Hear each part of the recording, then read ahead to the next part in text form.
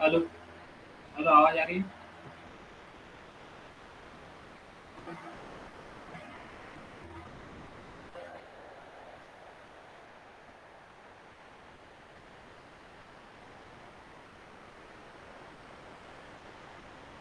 Hello.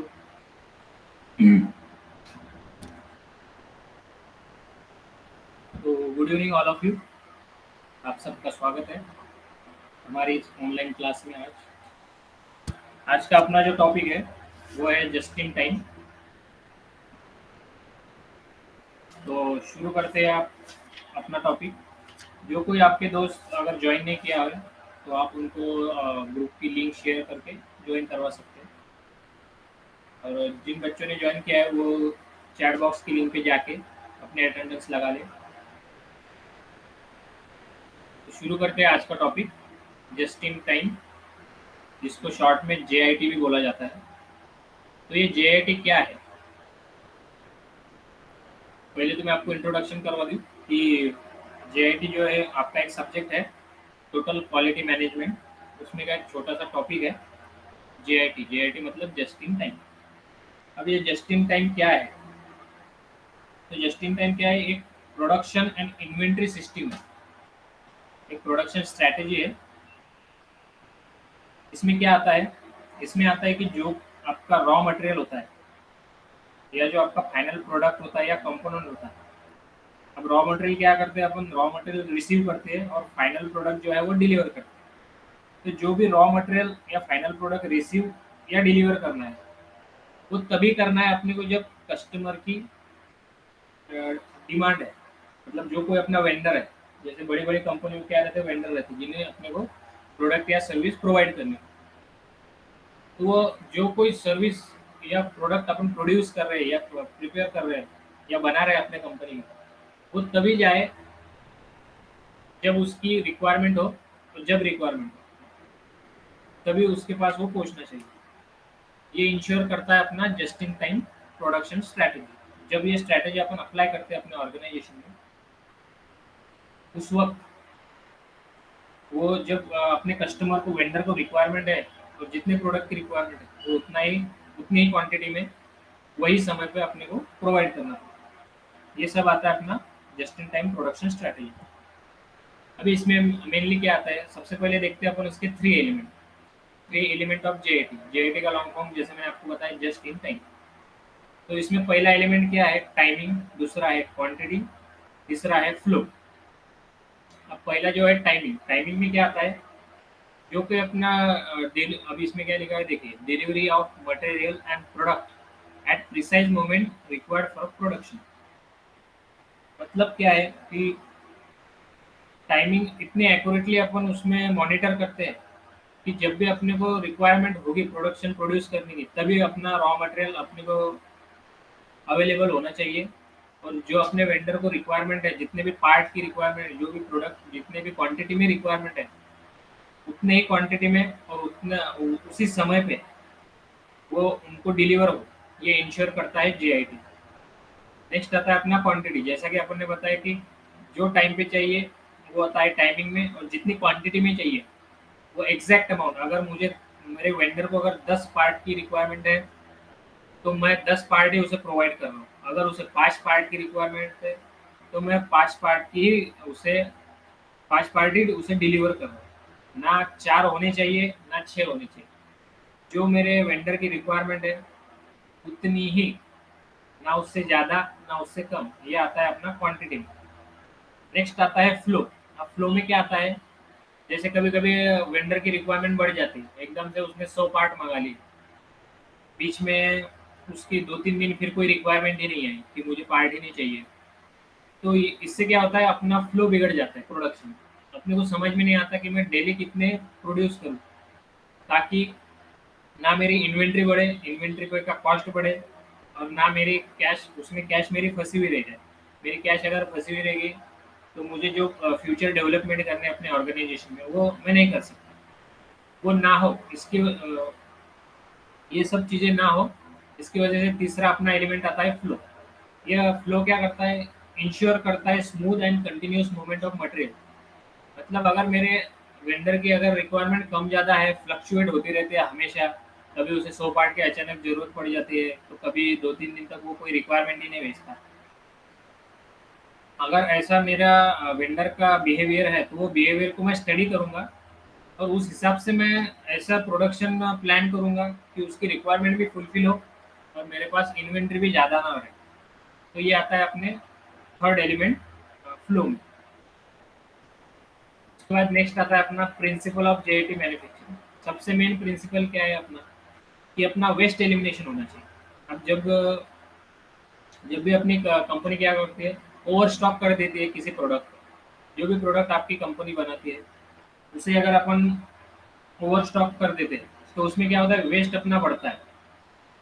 Waste कैसे बढ़ता है, जैसे अपन इन्वेंट्री मैनेजमेंट में आते हैं, तो इन्वेंट्री मैनेजमेंट में क्या रहता है, अपने को ट्रांसपोर्टेशन, अपने जो प्रोडक्ट अपन ने फाइनल प्रोडक्ट जो अपना रेडी है, क्वालिटी वगैरह ओके ओके, कस्टमर को डिलीवर करने के लिए जो अपना प्रोडक्ट रेडी है, उसमें क्या होता है, ट्रांसपोर्टेशन में या फिर हैंडलिंग में उस प्रोडक्ट में डिफेक्ट आने की संभावना ज़्यादा रहती है। वो डिफेक्ट ना आए, उसके लिए अपने को ये जीआईटी मैन्युफैक्चरिंग फॉलो करना। अब उसमें सबसे पहला क्या है, सबसे पहला जो वेस्ट एलिमिनेशन है, उसमें है वेस्ट आइडेंटिफिकेशन। वेस्ट आइडेंटिफिकेशन में क्या है अपना, वेस्ट आइडेंटिफिकेशन में है, ये है कि जो डिफरेंट टाइप ऑफ वेस्ट अपने प्रोडक्शन को हिंडर कर रहे मतलब रोक रहे अपने प्रोडक्टिविटी, उनको आइडेंटिफाई करना। उनको आइडेंटिफाई करने के बाद उन्हें एलिमिनेट करना। उन्हें एलिमिनेट करने के लिए क्या है, एक प्रोएक्टिव मेजरमेंट लेना पड़ता है वेस्ट रिडक्शन के लिए। वो आता है अपना,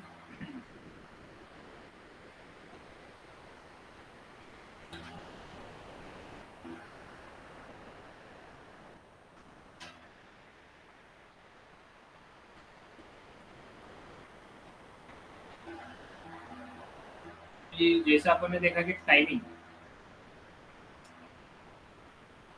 टाइमिंग में क्या आता है अपना,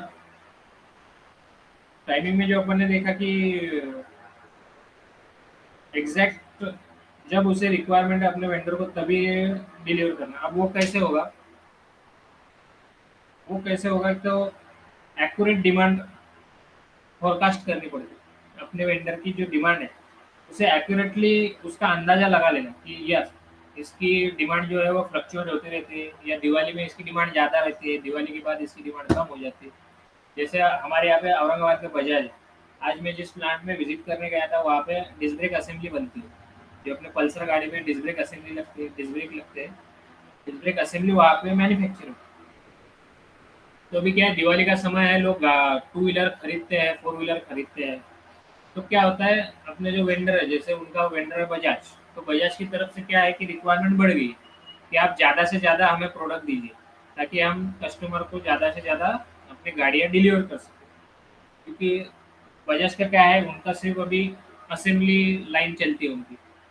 बाकी जो सब छोटे मोटे पार्ट है वो बाहर से मंगाते हैं, अपने सप्लायर से मंगाते हैं। तो अभी दिवाली का टाइम है, तो क्या होता है, उनकी डिमांड बढ़ जाती है। डिमांड बढ़ने से क्या होता है, वो डिमांड का एक्यूरेट फोरकास्ट करना, ये आता है अपने टाइमिंग एलिमेंट। और जो अपने सप्लायर होते हैं, उनके साथ क्लोज कोऑर्डिनेशन अपने को बढ़ाना पड़ता है। जो अपने वेंडर होते हैं उनके साथ क्लोज कोऑर्डिनेशन बढ़ाना। उसके बाद आता है क्वांटिटी। जैसे कि मैंने पिछली बार आपको बताया कि एग्जैक्ट क्वांटिटी अपने को देना है। अगर मेरे वेंडर को 10 डिस्क ब्रेक असेंबली लगती है बजाज को, तो मैं वो 10 के 10 ही प्रोवाइड कर सकूँ, जो टाइम पे उसे लगता है। ना उससे कम, ना उससे ज़्यादा। ये आता है अपना क्वांटिटी एलिमेंट। उसे कहते हैं to have right material and component available at right time. मतलब जितना चाहिए उतना ही, ना ज़्यादा ना कम। उसके लिए अपने ये एलिमेंट को अचीव करने के लिए अपने को क्या करना है, जो अपने प्रोडक्शन सिस्टम है, उसे अच्छी तरह से डिज़ाइन करना पड़ता है। कैलकुलेशन निकाल के, जो रिक्वायरमेंट है अपने वेंडर की, उसके हिसाब से अपने को कैलकुलेट करना पड़ता है।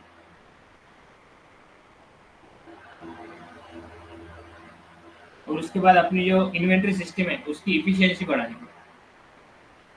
और नेक्स्ट, जैसे मैंने आपको बताया कि फ्लो, तो कभी कभी क्या होता है, वेंडर की रिक्वायरमेंट अचानक से बढ़ जाती है। जैसे मैंने बताया आपको, कभी-कभी वेंडर, अभी जैसे दिवाली का टाइम है तो हो सकता है कि बजाज की जो रिक्वायरमेंट है वो अचानक से बढ़ जाए, कि उन्हें रेगुलरली 10 पार्ट लगते हैं या 20 पार्ट लगते हैं, लेकिन अचानक किसी रीज़न की वजह से उनको रिक्वायरमेंट ज़्यादा आ गई गाड़ी की, तो उन्होंने उनका रिक्वायरमेंट बढ़ा दी कि भाई मुझे ये 2-3 दिनों में, अभी जो आप 20-20 पार्ट मुझे रेगुलरली देते थे, अभी मुझे वो 100-100 पार्ट चाहिए। कभी-कभी हो सकता है कि कोई रिक्वायरमेंट ही ना आए, 2-2 3-3 दिन तक कोई रिक्वायरमेंट ही ना आए। तो ये रिक्वायरमेंट की वजह से क्या होता है, अपना जो प्रोडक्शन है वो फ्लक्चुएट हो सकता है। तो वो फ्लक्चुएट ना हो, वो प्रोडक्शन जो है अपना फ्लक्चुएट ना हो, इस वो फ्लक्चुएट ना हो उसके लिए अपने को क्या करना है, एक प्रॉपर फ्लो मेंटेन करना है। एक smooth and continuous movement of material अपने को करना है, उसका स्टडी करके उसे इम्प्लीमेंट करना है। ये आता है अपना फ्लो वाले एलिमेंट में। अभी नेक्स्ट है अपना principle of JIT. Main principle क्या है अपना, वेस्ट एलिमिनेशन। वेस्ट एलिमिनेशन में पहला क्या आता है कि वेस्ट का आइडेंटिफिकेशन। आप वेस्ट को तभी एलिमिनेट कर सकते हैं जब आपको पता हो कि ये वेस्ट है।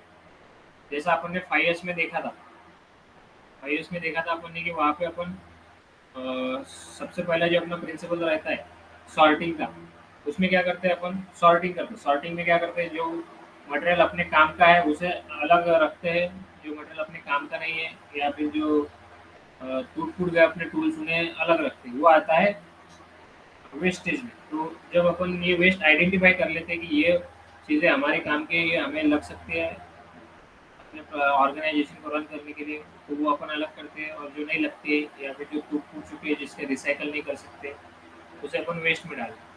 तो ये आता है वेस्ट आइडेंटिफिकेशन। अब इसमें वेस्ट आइडेंटिफिकेशन करने के बाद ऐसे भी कुछ वेस्ट रहते हैं जो अपने प्रोडक्टिविटी को हिंडर कर सकते हैं, मतलब उसमें बाधा उत्पन्न कर सकते हैं। तो उन वेस्ट को आइडेंटिफाई करना और वो वेस्ट फिर से ना आए, उसके लिए एक प्रोएक्टिव मेजरमेंट लाना और वो इम्प्लीमेंट करना, ताकि वो वेस्ट फिर से ना प्रोड्यूस हो और अपने प्रोडक्टिविटी को हिंडर कर। अभी नेक्स्ट है उसका एनवायरनमेंट सस्टेनेबिलिटी। एनवायरनमेंट सस्टेनेबिलिटी में क्या आता है, ऑब्वियसली अगर आपका वेस्ट एलिमिनेट हो रहा है या वेस्ट रिड्यूस हो रहा है, तो उसके जो इम्पैक्ट होता है इन्वायरमेंट में, वो कम होगा। इन्वायरमेंट पे इम्पैक्ट कम होगा, तो वो अपना इन्वायरमेंट को सस्टेनेबल करने में उसकी मदद होगी। अब उसमें और अपन क्या इम्प्लीमेंट कर सकते हैं, जैसे कि यहाँ पे आप देख सकते हैं, यहाँ पे जो बड़े बड़े ऑर्गेनाइजेशन होते हैं, अब बड़े ऑर्गेनाइजेशन को रन करने के लिए बहुत सारी बिजली लगती है। तो बिजली जो कन्वेंशनल मेथड से बिजली प्रोड्यूस करते हैं अपन, जैसे कि कोयला जला के, कहीं कहीं पे डीजल जला के, कहीं पे न्यूक्लियर पावर प्लांट चला के। तो ये जो कन्वेंशनल इलेक्ट्रिसिटी अपन यूज़ करते हैं इतने बड़े प्लांट को रन करने के लिए, तो ये कन्वेंशनल से ग्रीन एनर्जी पे अपने को शिफ्ट होना पड़ता है। उसमें क्या आता है, जैसे वाइंड एनर्जी। वाइंड एनर्जी को अपन कन्वर्ट कर सकते हैं इलेक्ट्रिसिटी में, आपको पता ही है। उसके बाद नेक्स्ट है अपना सोलर एनर्जी। जो बड़े बड़े कंपनियां होते हैं उसके छत पे देखते होंगे आप, बहुत बड़े बड़े सोलर पैनल लगे लगे हुए रहते हैं। उससे जो इलेक्ट्रिसिटी जनरेट होती है वो अपन यूज़ कर सकते हैं अपने प्लांट को रन करने के लिए। ताकि जो कोयले से उत्पन्न पैदा होने वाली बिजली है, जो डीजल जला के पैदा होने वाली बिजली है, वो रिड्यूस हो जाए। उसकी वजह मतलब क्या है कि ग्रीन एनर्जी, अपनी जो फैक्ट्री रन हो वो ग्रीन एनर्जी पे रन, उसकी वजह से क्या है, इन्वायरमेंट में एक अच्छा इम्पैक्ट गिरी। नेक्स्ट आता है अपना कंटिन्यूस इम्प्रूवमेंट। कंटिन्यूस इम्प्रूवमेंट में क्या आता है कि अपनी जो प्रोसेस है उसको और कैसे बेहतरीन कर सकते हैं। तो इस तरह से बेहतरीन करना है, उसे इवेल्यूएट, जो अपनी प्रोसेस है पूरी मैन्युफैक्चरिंग की, प्रोडक्शन की, उसे इवेल्यूएट करना मतलब उसका स्टडी करना है। उसे ऑप्टिमाइज़ करना मतलब उसमें अगर कुछ प्रॉब्लम आ रहा है तो उन्हें ऑप्टिमाइज़ करना। ऑप्टिमाइज़ करना मतलब उसमें सुधार लाना।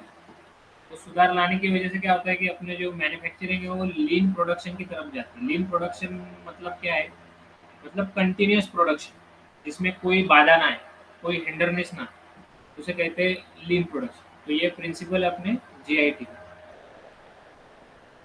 अभी नेक्स्ट आता है इसमें जीआईटी मैन्युफैक्चरिंग के बिल्डिंग ब्लॉक्स क्या है, मतलब उसे इम्प्लीमेंट करने के लिए अपने को क्या क्या बिल्डिंग ब्लॉक्स लगते हैं। तो उसमें सबसे पहला बिल्डिंग ब्लॉक्स क्या है, उसमें आता है फ्लेक्सिबल वर्कफोर्स। अब फ्लेक्सिबल वर्कफोर्स में क्या आता है?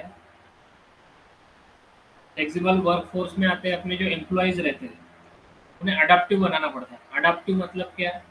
कि वो हर सिचुएशन में काम कर सकें।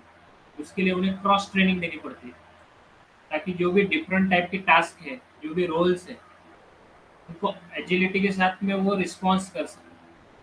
अभी जैसे मैंने कहा आपको, एकदम अचानक से रिक्वायरमेंट बढ़ गई वेंडर की अपनी 100 पार्ट का प्रोडक्शन। 100 पार्ट का प्रोडक्शन अपने को करना है, हालाँकि अपनी प्रोडक्शन कैपेसिटी दिन की समझो 50 पार्ट। तो ये 100 पार्ट अगर अपने को प्रोड्यूस करने हैं तो क्या करना पड़ता है? वर्कफ़ोर्स जो अपने एम्प्लॉइज़ हैं उनको ट्रेनिंग देना पड़ता है कि अपने जो रेगुलर रिक्वायरमेंट है या रेगुलर अपने कंपनी का जो प्रोडक्शन है, वो तो 50 पार्ट पर डे, लेकिन वेंडर की रिक्वायरमेंट अचानक से बढ़ गई है, उसे 100 पार्ट अपने को प्रोवाइड करना है। तो वहाँ पे क्या चाहिए? अडैप्टिव एम्प्लॉयी चाहिए, फ्लेक्सिबल वर्कफ़ोर्स चाहिए। मतलब अगर अचानक से अगर कहीं पे रिक्वायरमेंट बढ़ जाती है, तो वो वर्कफ़ोर्स अपने को हेल्प करे कि और ज़्यादा से ज़्यादा अपने को प्रोडक्शन दे, ताकि अपना जो प्रोडक्शन का फ्लो है वो बिगड़े ना। तो उसके लिए क्या करना पड़ता है? उन्हें ट्रेनिंग देना पड़ता है, उनके रोल्स एंड रिस्पॉन्सिबिलिटी उन्हें समझाना पड़ती है। जो कि अपन ने टीपीएम में भी देखा कि अपन हर एक को उसकी रोल्स एंड रिस्पॉन्सिबिलिटी समझा के, बता के, अगर उसे कोई प्रॉब्लम आ रहा है उस रोल को फॉलो करने में, उस रिस्पॉन्सिबिलिटी को अप्लाई करने में, तो उसे अपन ट्रेनिंग देते हैं, उसे सपोर्ट देते हैं। ये सब आता है अपना फ्लेक्सिबिलिटी वर्कफोर्स के बिल्डिंग ब्लॉक्स। नेक्स्ट है अपना टैक टाइम। टैक टाइम में क्या आता है? जैसे अपन ने पीछे पीछे देखा कि जो अपना फ्लो एक एलिमेंट है, फ्लो, उसमें क्या है कि प्रॉपर कस्टमर के रिक्वायरमेंट के हिसाब से अपने को उसकी रिक्वायरमेंट पहले स्टडी करनी पड़ती है। उसकी रिक्वायरमेंट अपन स्टडी करने के बाद अपने को पता है कि इसके अपना जो वेंडर है उसकी रिक्वायरमेंट सपोज चेंज होती रहती है, फ्लेक्सिबल है उसकी रिक्वायरमेंट। कभी कभी वो एकदम 100 पार्ट बुला लेगा, कभी कभी वो अगले 2-3 दिन अपने को कोई रिक्वायरमेंट ही नहीं देगा, फिर चौथे दिन वो एकदम से 100 पार्ट बुला लेगा, फिर अगले 2-3 दिन फिर स्लैक सीजन रहता है। तो ये ना हो, इसकी वजह से अपने को क्या है, वेंडर को प्रॉपर्ली फॉरकास्ट करना पड़ता है, उसका अंदाजा लगाना पड़ता है कि अपना जो वेंडर है वो ऐसे ही फ्लेक्सिबल रिक्वायरमेंट उसकी रहती है। तो उसके फ्लेक्सिबल रिक्वायरमेंट को स्टडी करके अपने प्रोडक्शन में चेंजेस करने पड़ते हैं अपने को। कि जैसे देखो, अभी एकदम से 100 पार्ट मंगा लिया, फिर दो दो दिन उसने कोई रिक्वायरमेंट ही नहीं दी, तो वहाँ पे अपना एक टारगेट हो जाता है कि अपने को डेली 30 पार्ट का प्रोडक्शन करना पड़ता है। हालाँकि अपने प्लांट की जो कैपेसिटी है वो 15 पार्ट या फिर जो कोई प्रोडक्ट है अपने वो अपन प्रोड्यूस कर सकते हैं। लेकिन अभी जो अपने वेंडर की रिक्वायरमेंट है, वो एक दिन में 100 पार्ट की रिक्वायरमेंट भेजता है और 2 दिन अपने स्लैक्स छोड़ देता है। तो इस हिसाब से अपने को प्लानिंग करके पर डे में 30 पार्ट पर डे में 30 पार्ट प्रोड्यूस करना पड़ता है तीनों शिफ्ट। ये अभी मैं आपको एग्जांपल के लिए बता रहा हूँ, 100 पार्ट, 90 पार्ट। एक्चुअल जो कंपनी में रहते हैं वो डेटा उनके हिसाब से रहता है, जैसे जो भी वेंडर की रिक्वायरमेंट है, तो ये डेटा चेंज होते हैं। नेक्स्ट आता है अपना बिल्डिंग ब्लॉक्स है टीपीएम। अभी पिछले जो अपना सेशन हुआ था मंगलवार को, उस सेशन में अपन ने टीपीएम को डिटेल में देखा।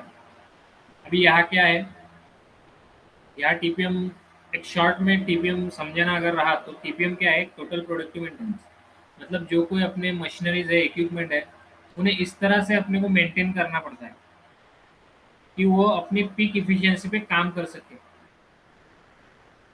जैसे कि कोई पुरानी अगर मशीन है अपने ऑर्गेनाइजेशन में, तो वो भी उसी प्रकार से काम करे, उसी प्रकार से अपना प्रोडक्शन दे, जिस प्रकार से जो नई मशीन अपन ने इंस्टॉल की है, वो सेम, वो दोनों की एफिशिएंसी जो सेम रहनी चाहिए, इस प्रकार से अपने को उसे मेंटेन करना पड़ता है। ये सब अपन ने पिछले सेशन में सीखा है टीपीएम में। तो एक तीसरा बिल्डिंग ब्लॉक है अपना जेआईटी मैन्युफैक्चरिंग। अब इसमें आगे बढ़ते हुए देखते हैं अपने बेनिफिट्स, जेआईटी के बेनिफिट्स क्या है। सबसे इम्पोर्टेंट बेनिफिट्स क्या है? उसकी प्रोडक्टिविटी बढ़ती है। प्रोडक्टिविटी बढ़ती है मतलब, अगर प्रोडक्टिविटी बढ़ जाएगी अपनी, तो अपनी जो कॉस्ट, प्रोडक्टिविटी बढ़ने की वजह से क्या होता है, इन्वेंट्री कम लगती है अपनी। इन्वेंट्री कम होने की वजह से अपने को कॉस्ट कम लगती है। अब इसमें पहला बेनिफिट क्या है कि अपनी फ्लेक्सिबिलिटी बढ़ जाती है। अब जैसे अपन ने पिछली पिछली स्लाइड में देखा कि अपना जो वर्कफोर्स है, जो अपने एम्प्लॉय है वो फ्लेक्सिबल है। वो फ्लेक्सिबल होने की वजह से अगर वेंडर की डिमांड कम ज़्यादा हो रही है, उसकी रिक्वायरमेंट एक दिन में 100 है, 2 दिन स्लैक है, या फिर तीसरे दिन में 200 है, तो अपन क्या कर रहे हैं, प्रॉपरली उसे प्रोवाइड कर रहे हैं। जो भी उसकी रिक्वायरमेंट है उस हिसाब से अपन प्लानिंग करके अपने प्रोडक्ट प्रोड्यूस कर रहे हैं, सर्विस प्रोवाइड कर रहे हैं। इसकी वजह से क्या होता है, अपने प्लांट की जो है फ्लेक्सिबिलिटी इंक्रीज हो जाए। जो जैसी कस्टमर की डिमांड है उस हिसाब से अपन उसे प्रोवाइड कर रहे हैं। तो वो आता है अपना उसकी वजह से क्या होता है, अपने प्लांट की ओवरऑल फ्लेक्सिबिलिटी बढ़ जाती है। नेक्स्ट आता है अपना रिड्यूस इन्वेंट्री। अभी जैसे अपने वेंडर की डिमांड है उस हिसाब से अपन प्रोडक्ट प्रोड्यूस कर रहे हैं। जैसे अपन ने पिछले एग्जांपल में देखा कि अगर 100 की रिक्वायरमेंट है, 2 दिन स्लैक है, तो अपन क्या कर रहे हैं, हर दिन 30-30 या 35-35 पार्ट अपन प्रोड्यूस कर रहे हैं।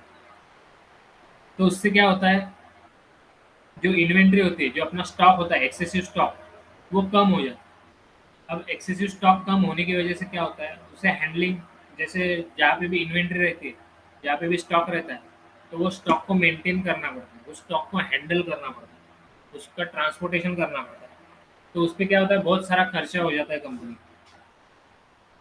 तो अपन जब ये जेआईटी इम्प्लीमेंट कर लेते हैं अपने प्लांट में, तो उसकी वजह से क्या होता है, अपनी इन्वेंट्री रिड्यूस हो जाती है। इन्वेंट्री रिड्यूस होने होने की वजह से क्या होता है, कंपनी को प्रॉफिट होगा, उसका कैश फ्लो बना रहता है। अब आप पूछेंगे कैश फ्लो क्या होता है। कैश फ्लो क्या होता है, जैसे कंपनी के कुछ प्लान्स होते हैं कि फ्यूचर डेवलपमेंट करनी है कंपनी को, कहीं पे कुछ जगह खरीदनी है, कोई मशीन, नई मशीन इंस्टॉल करनी है। अब अगर कुछ भी रिसोर्सेज अपने को बाय करने हैं या परचेस करने हैं, तो उसमें सबसे इम्पोर्टेंट क्या रहता है, कैश। अगर एक कैश अपना फ्रीली फ्लो करता है ऑर्गेनाइजेशन, तो कंपनी नए नए इन्वेंशन, नए नए आइडिया पे काम कर सकती है। अगर सपोज ऐसा हो गया कि कंपनी ने वेंडर की रिक्वायरमेंट ही नहीं है, लेकिन कंपनी ने अपनी इन्वेंट्री भर के रखी हुई, तो वहाँ क्या हो जाता है, अपनी कैश जो है वो अटक जाती है। तो वो कैश ना अटके, वो फ्री फ्लो करता रहे कैश, ताकि अपने नए नए प्लान्स, नए नए आइडिया पे अपन उसे खर्च कर सकें। तो वो अचीव करने के लिए अपने को जेआईटी इम्प्लीमेंट करना है। वो जेआईटी इम्प्लीमेंट करने से अपने क्या होते हैं, इन्वेंट्री रिड्यूस हो जाती है। जो कोई पैसा अपना अटके हुआ रहता है इन्वेंट्री में, वो फ्रीली फ्लो करता है। ये इसका एक बेनिफिट। नेक्स्ट है अपना इम्प्रूव क्वालिटी। तो ऑब्वियसली आपका अगर इन्वेंट्री कम हो रही है, इन्वेंट्री रिड्यूस हो रही है, तो इन्वेंट्री में लगने वाला खर्चा भी कम हो जाता है। इन्वेंट्री अगर ज़्यादा है तो उसे मेंटेन करते वक्त क्या होता है, हैंडलिंग में या ट्रांसपोर्टेशन में अपना जो फाइनल प्रोडक्ट, जो ओके प्रोडक्ट रहता है, क्वालिटी में ओके रहता है, जो अपन कस्टमर को प्रोवाइड कर सकते हैं, वो ट्रांसपोर्टेशन में और हैंडलिंग में क्या होता है, उस पर डिफेक्ट आ जाता है। वो डिफेक्ट ना आए, उसके ऊपर टाइटर कंट्रोल रहे अपना मटेरियल पे या प्रोसेस पे, वो टाइटर कंट्रोल अपने को जेआईटी देता है। तो इस जेआईटी की वजह से क्या होता है, अपने जो प्रोडक्ट की फाइनल क्वालिटी होती है, जो कस्टमर को जाता है या वेंडर को जाता है, वो इम्प्रूव हो जाए। तो ये 3 बेनिफिट थे अपने जेआईटी के। पहला इंक्रीज फ्लेक्सिबिलिटी, दूसरा रिड्यूस इन्वेंटरी, तीसरा इम्प्रूव क्वालिटी। अभी इसमें नेक्स्ट आता है, इसमें एक टॉपिक है कैनमैन। अभी कैनमैन क्या है, तो ये इफिशिएंट विजुअल प्रोडक्शन कंट्रोल। मतलब इसमें क्या आता है, देखिए विजुअल सिग्नल्स रहते हैं। विजुअल सिग्नल्स किस चीज़ के रहते हैं, इसमें रहते हैं, अपन कार्ड्स यूज़ करते हैं या इलेक्ट्रॉनिक सिस्टम रहते हैं, जो अपने के मटेरियल की नीड और उसके रेट रेट ऑफ प्रोडक्शन, इसकी रियल टाइम इंफॉर्मेशन अपने को देता रहे। उसके लिए या तो अपन कार्ड यूज कर सकते हैं या इलेक्ट्रॉनिक सिस्टम यूज कर सकते हैं। इसका एग्जांपल दूं मैं आपको, तो जैसे आप अगर कहीं पिज़्ज़ा वगैरह खाने गए होंगे, मैकडी पे बोलो या डोमिनोज पे बोलो, तो वहाँ पे देखिए, आप जब ऑर्डर देते हैं तो आपको एक चिट्ठी मिलती है। वो चिट्ठी पे आपका ऑर्डर नंबर लिखा हुआ रहता है, और जब आपका ऑर्डर रेडी हो जाता है तो वहाँ पे एक इलेक्ट्रॉनिक छोटी सी डिस्प्ले रहता है, इलेक्ट्रॉनिक डिस्प्ले। उस डिस्प्ले पे जब आपका नाम आता है तो आपका ऑर्डर रेडी है। तो ऐसे विजुअल सिग्नल्स अपने को इम्प्लीमेंट करने पड़ते हैं प्लांट में, कि जहाँ पे जो अपनी इन्वेंट्री है, उस इन्वेंट्री में अभी कितने प्रोडक्ट हैं, कितने क्वांटिटी में है, इसका एक विजुअल सिग्नल्स अपने को कंटिन्यू मिलता रहे। उसके लिए पुराने ज़माने में अपन कार्ड्स यूज़ करते थे। अभी नए-नए अपन electronic system, electronic display use करते हैं। ये आता है कैनवन में। नेक्स्ट आता है अपना इन्वेंटरी ऑप्टिमाइज़ेशन। इन्वेंटरी ऑप्टिमाइज़ेशन में क्या आता है कि जो अपन विजुअल सिग्नल्स यूज़ करते हैं, उसकी विज़िबिलिटी अपने को रियल टाइम मिलती रहे। मतलब अगर प्रोडक्ट अभी अपने रेडी टू डिस्पैच प्रोडक्ट है 50, तो उसमें 50 का आंकड़ा अपने को वो इलेक्ट्रॉनिक डिस्प्ले पे दिखाएगा कि अपने पास अभी रेडी टू डिस्पैच 50 प्रोडक्ट है। अगर जल्दबाजी में किसी वेंडर ने अपने को रिक्वायरमेंट दे दी कि मुझे अभी 5 प्रोडक्ट चाहिए, तो जैसे ही अपने प्लांट से वो 5 प्रोडक्ट डिस्पैच हो जाता है, वैसे उस विजुअल सिग्नल पे अपने को दिखना चाहिए कि 5 प्रोडक्ट अभी डिस्पैच हो चुके हैं, अभी 45 प्रोडक्ट अपने पास रेडी टू डिस्पैच है। तो इसकी वजह से क्या होता है, अपने को पता चलता है कि अपने इन्वेंट्री में कितने प्रोडक्ट हैं। इससे क्या होता है, ये स्टॉक आउट हो जाता है कभी-कभी या ओवर स्टॉक हो जाता है, तो वो प्रिवेंट हो जाता है, मतलब वो टाला जा सकता है। वो कैसे टालते हैं, तो इन्वेंटरी ऑप्टिमाइजेशन के साथ। रियल टाइम जब विजिबिलिटी अपने को मिलती है इन्वेंटरी की, तो अपने को पता चल जाता है कि कब स्टॉक आउट होने वाला है। अब जब स्टॉक आउट होने वाला है, मतलब एक भी प्रोडक्ट रेडी टू डिस्पैच नहीं है, तब अपने को क्या करना पड़ता है, अपने को प्रोडक्शन का जो रेट है वो बढ़ाना पड़ता है। और कभी-कभी क्या होता है, ओवर स्टॉक हो जाता है, वेंडर की कोई रिक्वायरमेंट ही नहीं है, लेकिन अपना जो इन्वेंटरी है वो फुल हो चुकी है, तो उस सिचुएशन को कहते हैं ओवर स्टॉक। अब जब ओवर स्टॉक हो जाता है, तब अपने को प्रोडक्ट का प्रोडक्शन रोक देना पड़ता है, लाइन असेंबली लाइन अपने को पूरी तरह से बंद करनी है। तो ये प्रिवेंट हो, इसके लिए अपने को क्या करना है, प्रॉपर इन्वेंटरी का ऑप्टिमाइजेशन करना है। अब नेक्स्ट क्या आता है कैनवन में, कंटिन्यूअस इंप्रूवमेंट। अभी जैसे मैंने आपको बताया, कभी कभी वेंडर की रिक्वायरमेंट अचानक से बढ़ गई, या फिर 2-3 दिन 4-5 दिन तक कोई रिक्वायरमेंट ही नहीं आई, तो ये जो है वेंडर की जो प्रोडक्ट की रिक्वायरमेंट है उसको स्टडी करना प्रॉपरली, कि कब उसकी रिक्वायरमेंट बढ़ती है, कब उसकी रिक्वायरमेंट घट रही है, कौन से सीज़न में वो ज़्यादा प्रोडक्ट डिमांड कर रहा है, कौन सा सीज़न स्लैक है। जैसे अभी दिवाली आती है, तो दिवाली में क्या होता है, हर तरफ प्रोडक्ट की जो डिमांड होती है वो बढ़ जाती है। तो ये सब फॉरकास्ट करना, इसका एक अंदाज़ लगाना। उसके बाद अपना जो कभी-कभी ओवर स्टॉक हो जाता है कि कोई रिक्वायरमेंट ही नहीं दिया वेंडर ने, तो अपने इन्वेंटरी फुल हो चुकी है, अपने को प्रोडक्शन स्टॉप करना। तो ये जो सारे फीडबैक आते हैं, ये सारे फीडबैक का प्रॉपर स्टडी करना, उसके ऊपर स्टडी करके कुछ नए प्लान्स, कोई नए प्लान्स बनाना, कोई नई स्ट्रैटेजी बनाना प्रोडक्शन की। ये आता है अपना कंटिन्यूस इम्प्रूवमेंट, ताकि जो अपना स्टॉक आउट हो रहा है या ओवर स्टॉक हो रहा है, वो अवॉइड हो सके। ये आता है अपना तीसरे पिलर, कंटिन्यूस इम्प्रूवमेंट। नेक्स्ट अपना आता है two bin system. Two bin system मतलब क्या है, जो भी अपनी इन्वेंट्री है उसका इस तरह से मैनेजमेंट करना कि वो अपने हायर एफिशिएंसी पे रहे। अब हायर एफिशिएंसी में क्या आता है, इसमें आता है, पहला आता है स्टॉक रोटेशन।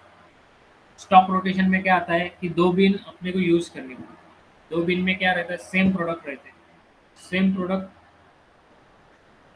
और सेम सर्विस अपने को प्रोवाइड करनी है। तो उसमें क्या होता है, ये 2 बिन में रखने की वजह से, जैसे अभी कोई मशीन पे रॉ मटेरियल अपने को देना है, तो सेम रॉ मटेरियल 2 बिन में रखना है, ताकि जब पहली बिन अपना एम्प्लॉय यूज़ कर रहा है, तो दूसरी बिन अपनी भरी हुई रहे और अपनी इन्वेंटरी भी अच्छे से मेंटेन रहे। जैसे ही उसकी पहली बिन का जो मटेरियल है उसने यूटिलाइज कर लिया, उसका फाइनल प्रोडक्ट बन के रेडी है, तो अब वहाँ पे जो उसकी रिक्वायरमेंट है वो हमेशा फुलफिल रहे, इसके लिए अपने को दूसरी बिन यूज़ करनी पड़ती है।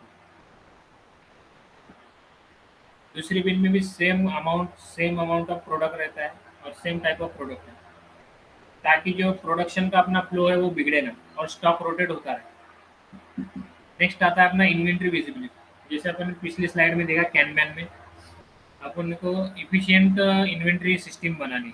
तो उसके लिए क्या है, रियल टाइम इन्वेंटरी विजिबिलिटी, मतलब अपने स्टॉक में, अपने इन्वेंटरी में अभी कितने रेडी टू डिस्पैच प्रोडक्ट है, जो कि क्वालिटी फाइनल क्वालिटी का स्टेप कंप्लीट करके रेडी टू डिस्पैच है। तो इसकी प्रॉपर विजिबिलिटी हो, वो क्विकली आइडेंटिफाई हो। अगर लो स्टॉक है तो वो क्विकली आइडेंटिफाई हो, अगर स्टॉक ज़्यादा है तो वो भी क्विकली आइडेंटिफाई हो जाए। अगर स्टॉक कम है तो अपन प्रोडक्शन बढ़ा सकते हैं, स्टॉक ज़्यादा है ओवर स्टॉक हो चुका है तो अपन प्रोडक्शन को टोटली बंद कर सकते हैं। ये आता है इन्वेंट्री विजिबिलिटी, ताकि कोई शॉर्टेज ना आए या कोई ओवर स्टॉक ना हो। नेक्स्ट आता है अपना सप्लायर कोलेब्रेशन। सप्लायर कोलेब्रेशन में क्या होता है, जो भी अपना सप्लायर है रॉ मटेरियल का, या जो भी अपना वेंडर है, जैसे अपन अपना फाइनल प्रोडक्ट बेचते हैं, तो उसके साथ क्या करना पड़ता है, रिलेशन को स्ट्रांग बनाना पड़ता है। अब वो रिलेशन कैसे स्ट्रांग बनते हैं, अपनी जो इन्वेंट्री की डिटेल है, वो जो इन्फॉर्मेशन है, अपन उनके साथ शेयर करते हैं। जो रियल टाइम इन्वेंट्री है, जो रियल टाइम इन्फॉर्मेशन अपने पास अवेलेबल है, वो हम उनके साथ, जो अपना सप्लायर है या वेंडर है, उनके साथ कंटिन्यू रियल टाइम इन्वेंट्री की डिटेल अपन उनके साथ शेयर करते हैं, ताकि जब भी अपने को रिक्वायरमेंट हो या अपने वेंडर को रिक्वायरमेंट हो, तो उन्हें पता रहे कि इनके पास अभी ready to dispatch 15 product ready है, 100 प्रोडक्ट रेडी है, whatever the number is. तो इसकी रियल टाइम इंफॉर्मेशन हम उनके साथ भी शेयर करते रहे। उसके बाद जो अपनी सप्लाई चेन होते हैं, जो ट्रांसपोर्टेशन होता है, अब ट्रांसपोर्टेशन कई प्रकार से होता है, या तो ट्रक से होता है, या जहाज से होता है, एरोप्लेन से होता है, मिनी ट्रक्स रहते हैं, या प्लांट टू प्लांट जो रॉ मटेरियल आता है, ये सब अपना सप्लाई चेन में है। तो ये सप्लाई चेन अपनी इम्प्रूव, सप्लाई चेन में कोई बाधा ना आए। अगर मेरा कोई प्रोडक्ट मुझे विदेश में एक्सपोर्ट करना है, तो वो सप्लाई चेन एकदम प्रॉपर हो, कि जब मेरे कस्टमर को रिक्वायरमेंट है मेरे प्रोडक्ट की, वो उसी टाइम पे और उसी वक्त पे उसके पास पहुँचे। ये इंश्योर करने के लिए अपने को क्या करना पड़ता है, सप्लाई चेन को इम्प्रूव करना पड़ता है, उसकी इफिशियंसी को बढ़ाना पड़ता है, सारे लोगों के साथ कोऑर्डिनेशन बैठाना पड़ता है। या था अपना सप्लायर कोऑर्डिनेशन। अब नेक्स्ट है अपना कंक्लूजन। कंक्लूजन में क्या आता है, तो जेआईटी मैन्युफैक्चरिंग, मतलब just in time manufacturing technology है, ये एक पावरफुल टूल है कंपनी के लिए। अब इससे कंपनी को क्या फ़ायदा होता है, उनकी इफिशियंसी इंप्रूव हो जाती है, उनका कॉस्ट रिड्यूस हो जाता है। जैसे मैंने बताया, अब इफिशियंसी कैसे इंप्रूव होती है, कि उनका प्रोडक्शन कंटिन्यू चलता है, फ्लो में चलता है। जैसे जिस प्रकार से अपने वेंडर की या सप्लायर की डिमांड है, उस हिसाब से ही अपन प्रोडक्शन कर रहे थे, तो उसकी वजह से क्या होता है, इफेक्टिवनेस, इफिशियंसी कंपनी की बढ़ जाती है। अब रिड्यूस कॉस्ट में क्या आता है, जैसे इन्वेंट्री रिड्यूस हो गई, तो उसके ऊपर का खर्चा कम हो गया, खर्चा कम हो गया तो अपने पैसे बच गए, cash flow, freely cash flow रहता है ऑर्गेनाइजेशन, उसकी वजह से क्या, कॉस्टिंग रिड्यूस हुई। उसके बाद क्या है, इम्प्रूव प्रोडक्ट क्वालिटी। अब जैसे अपन ने पीछे डिस्कस किया कि क्या क्या डिफेक्ट आ सकते हैं हैंडलिंग में, ट्रांसपोर्टेशन में, तो वो डिफेक्ट एलिमिनेट होने की वजह से क्या होता है, अपने फाइनल प्रोडक्ट जो कस्टमर के पास एक्चुअल में पहुंचता है, उस प्रोडक्ट की क्वालिटी इंप्रूव हो जाती है, जब अपन जेआईटी अपने मैन्युफैक्चर में रोल आउट कर लें। लेकिन क्या है, जेआईटी को इम्प्लीमेंट करने के लिए केयरफुल प्लानिंग बनानी पड़ती है और एग्जीक्यूशन। अब प्लानिंग में क्या आता है, जो कुछ अपन ने उसके एलिमेंट देखे, जो उसके बिल्डिंग ब्लॉक्स देखे, वो प्रॉपर इम्प्लीमेंट प्लांट में करने से पहले उसकी प्लानिंग बनानी पड़ती है। जो अपने हायर अथॉरिटी रहते हैं, जो अपने हेड्स रहते हैं, डिपार्टमेंट के हेड रहते हैं, जीएम रहते हैं कंपनी के, उनके साथ उनको मिल के एक प्लानिंग बनानी पड़ती है। जैसे अपन ने टीपीएम में भी देखा था, कि उसके इम्प्लीमेंट करने के स्टेप बाय स्टेप उसे इम्प्लीमेंट करना। जैसे सबसे पहले अपने को, जो अपने वर्कफोर्स है, जो अपने एम्प्लॉय है, उन्हें अवेयर करना पड़ता है कि ये क्या है, जेआईटी क्या है, ये कैसे काम करता है, इसमें आपके रोल्स क्या है, आपकी रिस्पॉन्सिबिलिटीज़ क्या है। आपको क्रॉस ट्रेनिंग मिलेंगी, जिसकी वजह से आप फ्लेक्सिबल हो जाओगे, अडाप्टिव हो जाओगे। अगर डिमांड बढ़ रही है तो इस हिसाब से आप काम करोगे, अगर डिमांड घट रही है उस हिसाब से आप काम करोगे। उसके बाद प्लानिंग में नेक्स्ट स्टेप क्या आती है, कि अपने को जो कुछ अपन मेथड बनाई है, उसे एक पायलट प्रोजेक्ट पे रन करके देखना पड़ता है। जैसे 10-12, किसी किसी कंपनी में होता है कि 10-12 असेंबली लाइन है, तो उससे पहले एक छोटे से असेंबली लाइन पे अप्लाई करके देखना, वो लाइन प्रॉपर चल रही है क्या, उसमें क्या प्रॉब्लम आ रहे हैं, वो जो प्रॉब्लम आ रहे हैं उनका फीडबैक लेना, उन फीडबैक लेकर वो प्रॉब्लम को सॉल्व करना, और उसे इम्प्रूव करके फिर से उस असेंबली लाइन पे अप्लाई करना। उसे तब तक फीडबैक लेना जब तक वो प्रोसेस प्रॉपरली इंश्योर ना हो जाए कि ये प्रोसेस अभी उस पर प्रॉपरली बैठ चुकी है, तब तक उसके कंटिन्यूस इम्प्रूवमेंट करना पड़ता है। ये आता है प्लानिंग में। प्लानिंग के बाद आता है एग्जीक्यूशन। एग्जीक्यूशन मतलब क्या है, जो अपन ने प्लानिंग बनाई है, उसमें जो स्टेप्स अपन ने बनाए हैं, कि पहले ट्रेनिंग देनी है अपने वर्कफोर्स को, उसके बाद छोटा सा पायलट प्रोजेक्ट रन करना है। उस पायलट प्रोजेक्ट में जो जो प्रॉब्लम आएगी उसका फीडबैक लेके उसे इम्प्रूव करके फिर अप्लाई करना है अपने लाइन पे। वो सब आता है एग्जीक्यूशन, क्योंकि सिर्फ प्लानिंग बनाने से नहीं होता, प्लानिंग बना के उसे एग्जीक्यूट भी करना पड़ता है। एग्जीक्यूट करना मतलब अप्लाई करना पड़ता है। तो ये सब आता है अपने जेआईटी में। इसके बाद है, इसमें सबसे ज़्यादा इम्पोर्टेंट क्या है? इम्पोर्टेंट है कि अपनी रिलायबल सप्लाई चेन। जैसे मैंने आपको बताया कि सप्लाई चेन में क्या क्या आता है। ट्रक्स, ट्रक आते हैं अपने, छोटे मिनी ट्रक आते हैं, जहाज आते हैं, एरोप्लेन्स आते हैं। अपने को अगर विदेश में कोई प्रोडक्ट बेचना है या विदेश से कोई रॉ मटेरियल इंपोर्ट करना है, तो ये सब क्या होता है, सप्लाई चेन पे डिपेंड करना है। तो वो सप्लाई चेन जो है वो रिलायबल बने। उसके बाद फाइनल आता है अपना कि ट्रेंड वर्कफोर्स। अभी जैसे अपन ने बताया कि अपनी जो वर्कफोर्स है वो ट्रेन होनी चाहिए। उसके बाद वो फ्लेक्सिबल होनी चाहिए, उन्हें क्रॉस ट्रेनिंग देना पड़ता है। ये सब आता है अपना जेआईटी। तो ये हो गया अपना कंक्लूजन। आई होप कि आप सबको ये टॉपिक समझ में आया होगा। एक छोटा सा टॉपिक है, ज़्यादा डिटेल कुछ है नहीं इसमें। Thank you for your time. आपने मीटिंग ज्वाइन की उसके लिए thank you, and good evening सबको। अगर किसी की अटेंडेंस लगानी बाकी है तो मैं अपने चैट बॉक्स में एक बार लिंक शेयर कर रहा हूँ। अगर जो नए बच्चे ज्वाइन हो चुके हैं उनकी अटेंडेंस लगाना बाकी हो तो आप उसमें अटेंडेंस लगा सकते हैं। मैं अभी लिंक शेयर करूँ। उसके बाद आपके अगर कोई सवाल हो, कुछ समझ में नहीं आया हो, तो आप चैट बॉक्स में लिख सकते हैं। अ, आपको कोई प्रॉब्लम हो या कोई स्लाइड समझ में नहीं आया तो आप उसे फिर से एक बार रिवाइज कर सकते हैं। आप चैट बॉक्स में लिखिए जो कोई आपका प्रॉब्लम है, जो कोई आपकी क्वेरी है वो आप लिख सकते हैं।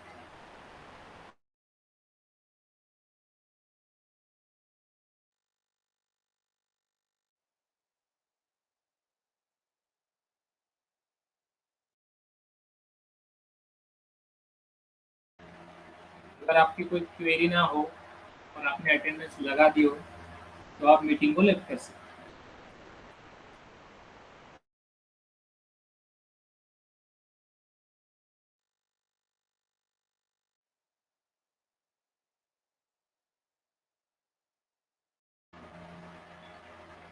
ठीक है, तो आपके अगर कोई क्वेरी नहीं है तो अपन मीटिंग को क्लोज करते हैं। Thank you very much everyone for joining us. Good evening to all of